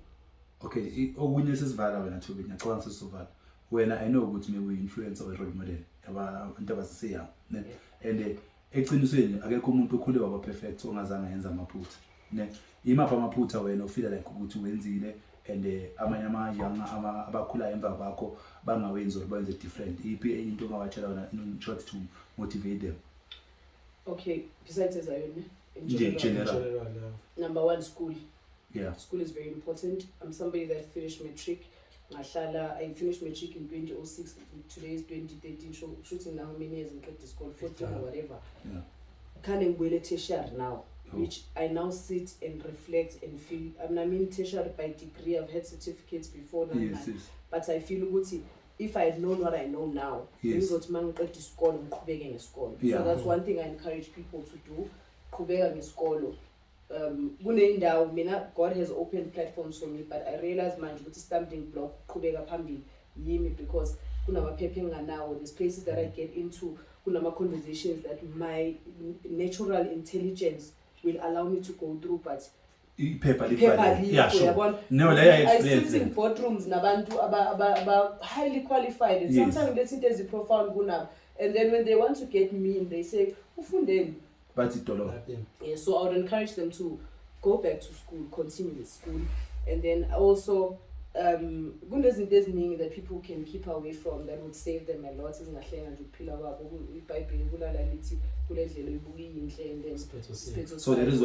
that is why with Nama seminar they are very important. I encourage, especially for men, and I say this a lot. Yes. I feel men need these seminars more than us. Nastro where abomama ba Fito nasitshela about beze kule seminar sobana. So we can't let women. Yes, but okay, kunama seminar maningi manje where women are being taught about how to be women, how to be wives. Yes. Yeah, but I encourage men, but I encourage men to do, especially men that are grown and they feel good. Life always feel there's a lot people can take from Mfega through his life and his journey, his mistakes in. And then men like that, kuna reason uNkulunkulu wayababeke phambi kwethu. Right? Ukuthi baqhuzuka, baqhubeke endleleni, bafunda, share nabanye before badlula kuleyo same direction. Ukuthi lapha akuyiwa lapha. So kunenkonzo eningi zabantu besifazane, and again ibuhlungu because batshelwa ngabantu besilisa this. We sit around as women, we talk about men, how to handle men, how to deal around men, how to take care of men, but these men are not being prepared to receive us who are being prepared for them. Yeah, sure, for sure. But le ndoda itshela ubani ayitshelwanga ukuthi kumele ukunakekela umfazi wakho, kumele uprovide, kumele umphathe kahle, kumele unakekele umndeni wakho. The reason why you are here, it's because of abantu laba bafuna ukuthi babone wena, as I've told you, on especially on our Facebook page. Yes. So in 20 seconds or 30 seconds, abantwana or even intanga zakho, but mostly abantwana abazemba kwakho, laba bakuthanda the way ungakhona manje, and more especially laba bathanda ukucula, ukuze bangabi nempilo engathi yeweni. What can you say to them? 20 seconds. In 20 seconds, I have a message that's been in my heart for the longest of time that I want to drive you. Number one, women must fend for themselves. Don't depend on a man. Have your own things, because then that thing allows you to be you. Sometimes you won't be you if one does out and you depend on somebody else. And again, just because you and I see a lot of women losing themselves because I'm still standing. So it doesn't change or define who's when you ban, but in Billy and at some point take that thing as into encourage you to now want to do more. And if I sounds cliche now, they must look at me. Wow. Yeah, that's a strong one. Yeah, that's a strong because one. Uncut is not about to kulumindaba. No. Yeah, well. So abantu abanye bayibheka negative, but it's not kulumindaba, but ukukhulisana nokukhulisa abantu abasemva kwethu. So nama ngimention ukuthi ngashiya umntwana mhlawumbe ukukhuluma kabi, but kuyenzeka ukuthi nihlukane. It's an example. Akuhlukana khona kwazana phe. Ngikwazi ukuyikhuluma futhi ngingadlulanga kuyo. Kusahlukana asala nomntwana. That didn't break change. Yes. Azange ibulala uCleo lo abantu abamaziyo manje, but some of them don't even know that narrative. And again, I'm not belittling mhlawumbe or shaming in ngiyahlukana nje. Yeah, indeed. Then usale. And sometimes izinto ezidlula kuzo Thobile ziyashape zisenza sibe abantu abangcono. Yabona. Hence mhlambe nomuntu ozokuthola manje uzokuthola uThobile o better than before because of the mistakes or because of the odlule kuzo. Yes. So it was a long one.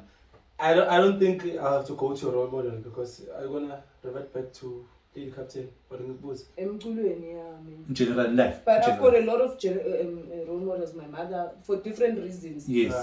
Different reasons. So, okay, let us not say Mkulweni, but let us say Zioni, who's a role model. Not Mkulweni, but Zioni. One. I'm not a role model, but I've got people that I look up to and I respect. I'm not a role model. That's a role model. If I look up to you, you are my role model. If I look up to you, you are my role model. But you understand that the way you call ukuthi unabantu abaningi abheka izinto ezingafani. Kwata phela loyo. Anginayo role model. Awukhona into akwata ukuthi awumbizanga ukuthi role model yakho. Bazokwata baningi and bonke bayangithanda. Anginayo role model. No, but there has to be that one person. Owenzani? Role model yakho. Wena okay, think so. Goes back to the gam. Should just cover this role model. Who are you looking up to as Zioni? One. And ungathi abaningi. One. Lo cover almost ama criteria. Yeah, khona ezibalekile phela khona into ezibalekile khona. Right now, okay. One. Pastor Andlembat. Okay. That guy we are push. He's himself, non-apologetic. That's nice. Yeah. Okay, so if Bengothi why the answer is he's pushing. Yes. He's himself. They are forced. Regardless of who says what. Everything afungenza. Yeah. He does that. So now and again we mentioned that he's my mentor. I'm an MC. Side some may know some. I'm an MC. This and that. He's somebody that sees potential in people and brings that. Akona abantu abakacela ukuthi uzobakhonelethele event azangikhona. Azangikhona no. Abekho. You always agree. Yeah. That's nice. In conclusion, can I have your? I think I briefed you about your studio team. If it happens, you have to be as vele umuntu recordisanayo vele baba ngathi nangu Cleo nabangani manje give me 2 leaders 2 first part, 2 tenors, 2 first tenors, 2 tweeters, and then. It's one. No, I guess it's one. Yeah, I guess it's No, one. Two I- is not fair. I- Two is not I- fair. I- Asicabani. Mangathiwa manje ke manje thatha team manje no record. Yeah, Manje it's manje abantu ongacela Yabona manje. one leader, Yabona it's 110, it's 4 one o'clock. first 10. Hayi 2. It's 4 o'clock, but no 5. And rehearsing ngo 5 niyaqala nifaka manje. 1 Marathon konke. Siqale nge-lead. Yeah. leader Mshazi 10. Tena nathi Nkomo. First 10. Kodini bathi. Wena ngathi upayazi. Nayo. No ngiyabazi abantu engibazikhuluma. Payazi. Whoa, Bias. Imapek. First party. Besides when? Ndoko. So Bias manu umuntu. so manu ya, shy. Upayazi. No, that's why I need to know. If Thobile bekekhona, I'd be yabo ngekho sure ukuthi Thobile or Unoko, but yiba abantu la bengaziyo. But niya understand nathi, that's why. Mhlawumbe ukuthi usonto nawo so une understanding ebetter. Ngiyabazi. Yeah. Man, now spinning there is too much, man. I ubamba la endlini. Mara umuntu aba understand. Okay, asiqale ithi mawungathi mhlambe asi direct uthi ungasho endlini. No. It's fine. Akunankinga. No, it's fine. We respect that. We respect those ones. Yeah, siyaqhubeka. Ibhesi Bongani Thabethe. obviously. And then is photo. Thokozani ndaweni. Thema. Oh yes, Grace of from Christ. Grace. Yeah. Amasibolile manje futhi Aye, side. mana. Sibolile. Ngicela usona 5 years. Sibolile manje. Sibolile isifutho sakhe. Hayi. Angeke umuntu omgcine 3 years ucaba ukuthi Awuthethe mana wena baba ngesidaba. phela into zatshintsha. Anazi. Into mayiku mina ushuthi in 2 years bangathiwa ngingahlala futhi. Uzobona. Yazi mina unama first part bantswembe ukuthina masikhulu bokuthula mara manje abolile. Bolile. There's only one first part ekwazi ukumaintaina for a very isikhathi eside kuphela. Uma captain because of No, uyasonda. Because uyasonda. Okay, mina ngeke ngahlala 2 years. Wabona. Ngizange ngize ngibone. Yabona. Yabona. Sha umbolozayo ecorrect yakho. Bolile no, asiva le Bolile. So that's your studio team, and obviously also recordisa Mzayoni production. Obvious. Indoni. So nisebenzana nendoni. Mzayoni Productions is a media production company. Indoni recording studio. Oh. So we record Indoni, okay. we record all downtown studios. In conclusion, kuba nabantu bayibeka ngathi bane jealous. And now we're talking about fashion. We spoke about we didn't get into details about cleanliness but siyabona manje Zioni level especially kubo kakhulu too much kakhulu, and we need to acknowledge that and the CC shayilizana ayihle kakhulu, especially kumeshisa. Boys would usually wear brown shoes and a brown belt, so you cannot wear black belts in time in isikhathi lesimiruni bayaqabana nawo nani sesiyabona petty bag nama heel part I standard niscoop kuba khona laba ngathi I don't know bayibeka ngathi umona or kanjani Kutheza imvela amahila waqokwa ba negative. what you think about that?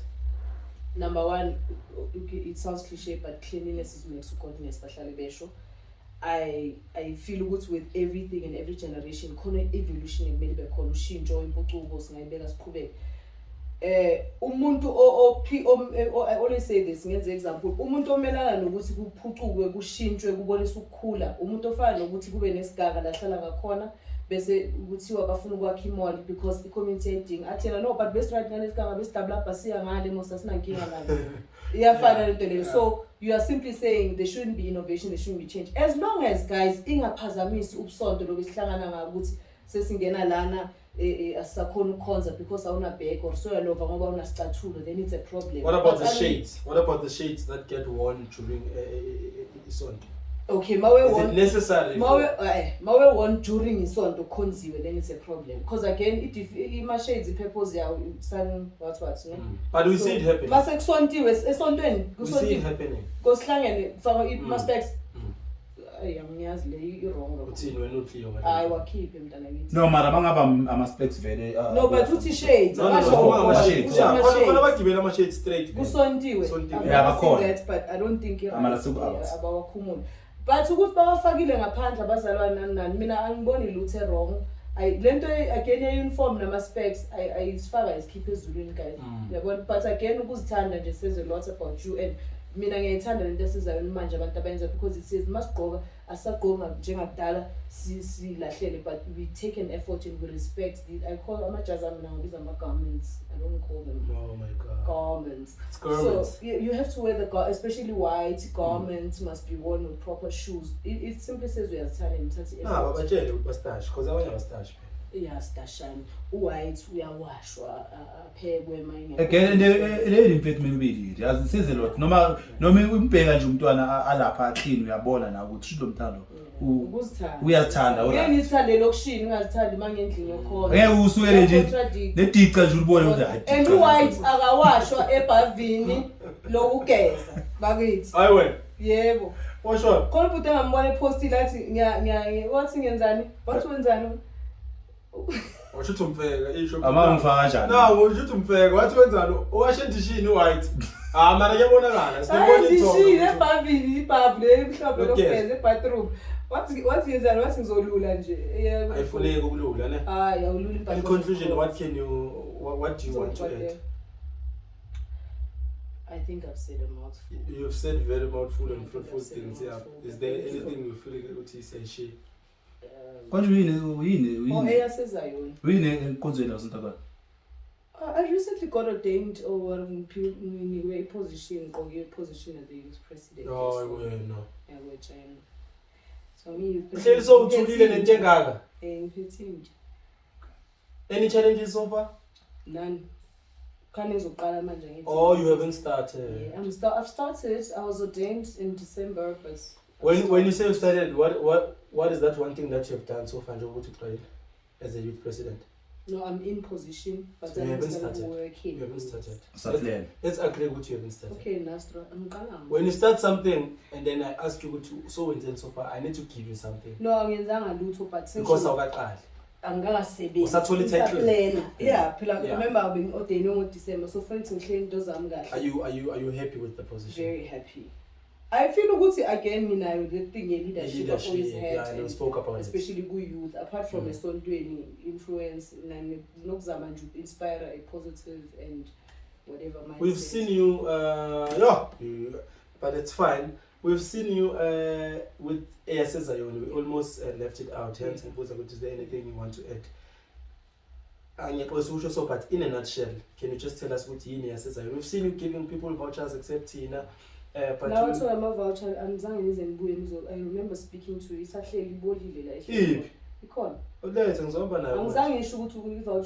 No. If you not will remember, if I did say that there's a voucher when we asked. Do you have a voucher that you know of? Am I part of the podcast? Yes. We don't have. We don't have any voucher that you are aware of, ne? Aware of? No, I'm aware of it. Oh, but you don't have it. Oh no, mina. But the agreement was nizongitshela ngithi manifuna ukuyi.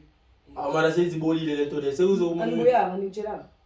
Was I supposed to follow up? Yini yaseZioni? Zioni is a development organization. Number one. The first hashtag I created as that voucher thing was for me because there was a lot of uproar on social media where people are just bashing Zion, and that thing I started personal because there was a video of a man that was pushing to his father and I said dressing in Kumbula. Hey, I'm sure. Yes.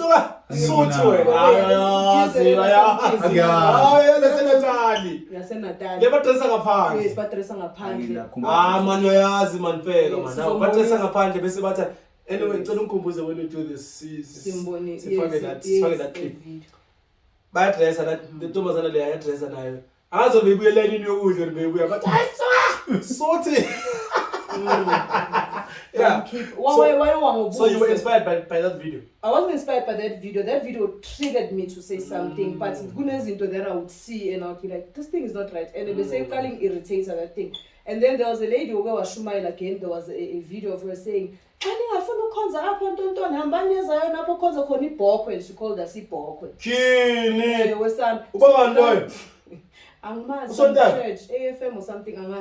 Somlanda. No, yaphela. They attacked her Mzayoni. Yeah. Now, thank God we won now. it was Gwaba Leon today, and I said, no, I need to say something. That's when I said, I'm going to do this as a promotion for the next coming months. As posting there's positive and hashtag It's a good initiative. to just see what the content writing and people came in numbers, and I realized, okay, I was even approached by I think youth leader, I say believers in Christ, saying Bentoyenzile is a beautiful thing. Who's your target? Youth. Yes, as a development organization that sums it up. I mean, Uguti, as a sporter, yes. Who do you give the voucher to? Oh, I gave because the vouchers were given to people that had posted the most positive posts or even photos of themselves with the hashtag Zioni. Why given Gomani for that and partner. There was a lady, wonderful lady I forgot yes, is it Bongi Parker on Facebook. She also went. We had a lovely time. Because there was 3 vouchers, and then it was supposed to be. No, that was a recent one. Nyambo was to just congratulate him for their ordination and whatnot. Is it sponsored? By ASISA. No. By self-sponsored. Yes, I'm going to do I'm going to do a number of programs under ASISA. You asked me who my targets are: youth, women. These are specific projects: youth, women, leaders. I also have an organization I'm speaking to now for us to have workshops with my life skills where we teach about holy. We're talking about holy. This is how you handle 50 people, and then this is how you handle people in the church versus you being a family man. Because I once said something about the leader versus about the father, and sometimes church members say thatha spotlight from abantwana sifuna umhola abo baba wethu nabantwana they suffer and those things. So those are all my targets, but basically everyone. So I'll be running programs. My sponsors, I will gladly. No, I thought especially from Mzayoni, I think there can be someone, especially even 100 rand it makes But now remember, I have to now say it was recently registered manje on the 16th of February. Then I can now go and say project because they're all drafted and they're sitting in draft until the right documents are in place, and then I can say like 100 rand. Thank you. All right, ladies and gentlemen, a very fruitful conversation we had with our beloved sister Thobile with our co-host. Veteran to Innocent Ogamfega. Not to forget my beautiful crew, my family, my son, my wife. We don't have my sibling Namhlanje. Thank you very much. Please, guys, do not forget to subscribe. Do not forget to like, comment, share, engage. I love the way you engage and give us some feedback so that we improve on the next episode. Because without your feedback, we are truly nothing. We've got our sponsors and we've got our paid partner, the OJL Enterprise, that provides Vuma services. Ngishilo ukuthi isikhathi ukusebenzisa ama data isikhathi esingasekho siphila leso nabona ukuthi umhlaba esiphila kuwo umhlaba onjani. So we need to have at least i-fiber endlini, and then you contact our big brother, our senior pastor, umlungisi wakasithole from the OJL Enterprise uzokusiza. Guys, we are having a Boys to Men that will be held around East End, venue to be confirmed, but the date is 1st April 2023. Silola insimbi ngensimbi. Everyone is welcome, but males, only males. Asifuna umama sesimbona sikasondela lapha. Silola insimbi ngensimbi, whether une depression, whether unanani, whether unesandla ushaya umfazi. Usifuna ukuthi mawufika lapha mawubuyele emuva. Not everyone is perfect, but the little that you want to learn from lapha uzobuyele emuva udifferent. Ngiyacabanga ukuthi sikhulume kakhulu ngoZayoni ukuthi we are the protectors wamaZayoni. Angeke uphinde ukhuluma uZayoni kabi sikhona, ngeke futhi uphinde ushaya umfazi wakho sikhona singamaZayoni, because leso isidala intembi leyo. Ladies and gentlemen, thank you for watching. This is Zioni Uncut with Nastro. We love. Ithemba lamathemba, ithemba lami, mama balemo, ithemba lamathemba. ayithembe